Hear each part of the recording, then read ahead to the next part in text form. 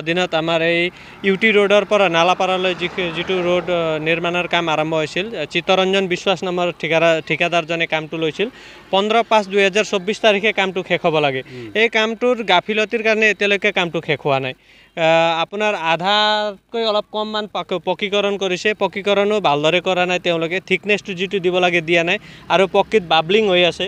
এইটো বিষয়ত মই যিটো PWD ডিপাৰ্টমেণ্টক অনুকিয়াই দিব বিচাৰিছোঁ, তেওঁলোকে এই ৰাস্তাটো আহি চাওক আৰু যিটো সময়ত এই কামটো শেষ হ'ব লাগিছিল এই সময়ত কামটো শেষ কৰিব পৰা নাই। ঠিকাদাৰজনে ফোন কৰোঁতে ফোনটো ৰিচিভ নকৰে আৰু কেতিয়াবা ৰিচিভ কৰিলেও এসপ্তাহৰ পিছত কৰি আছোঁ, মেচিন বেয়া হৈছে, মই মেচিন আনিব পঠাইছোঁ আৰু 2 দিন ধৈৰ্য ধৰক বুলি তেওঁ বিভিন্ন ধৰণৰ কথা কৈ পেলাই ৰাইজৰ চকুত ধূলি দি আছে। আমাৰ ইয়াত ইমান অসুবিধা হৈছে যে এই কাটা শিলকেইটা উঠি পেলাই বাইক পামচাৰ হয়। এতিয়ালৈকে 15টামান এক্সিডেণ্ট হৈছে।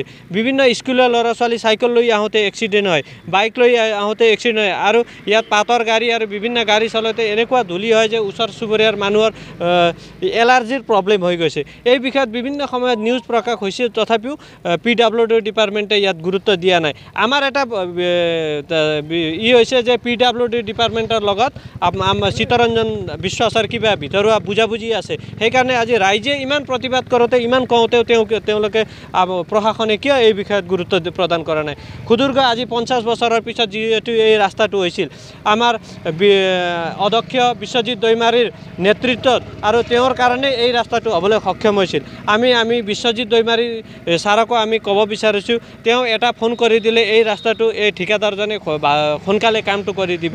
তেওঁ বিভিন্ন আমাৰ এৰিয়াত বিভিন্ন উন্নয়নমূলক আঁচনি কাম কৰিছে, তাৰ ভিতৰত আমাৰ এই ইউটি ৰোডৰ পৰা নালাপাৰা ৰাস্তাও এটা অন্যতম তেওঁৰ কাম। সেইকাৰণে তেওঁৰ কামতো যদি ঠিকাদাৰে এনেকুৱা গাফিলতি কৰে, তেওঁৰ নামতো এটা সৰু দাগ আহিব বুলি আমি আশা কৰিছোঁ আৰু আমি ক'ব বিচাৰিছোঁ এসপ্তাহৰ ভিতৰত এই কামটো আৰম্ভ কৰক, নহ'লে আমি ইয়াতকৈ ডাঙৰ প্ৰতিবাদ কৰিবলৈ আমি ৰাইজ ওলাই আহিম আৰু ইয়াত কোনেও বাধা প্ৰদান নকৰে বুলি আমি আশা কৰিছোঁ। আৰু লগতে আমি DC মহোদয়কো আমি আহ্বান কৰিছোঁ, তেওঁৰ নেতৃত্বত যিহেতু এই ৰাস্তাটো হেৰদেক চোৱা চিতা হৈ আছে, তেওঁ আহি ফালে ঠিকাদাৰৰ লগত কেনেকুৱা কি হৈ আছে বুজি ফালে সোনকালে কামটো আৰম্ভ কৰি আমাৰ ৰাইজৰ যিটো এটা আপত্তি আছে এই আপত্তিটো সমাধান কৰি দিব বুলি আমি আশা ৰাখিলোঁ।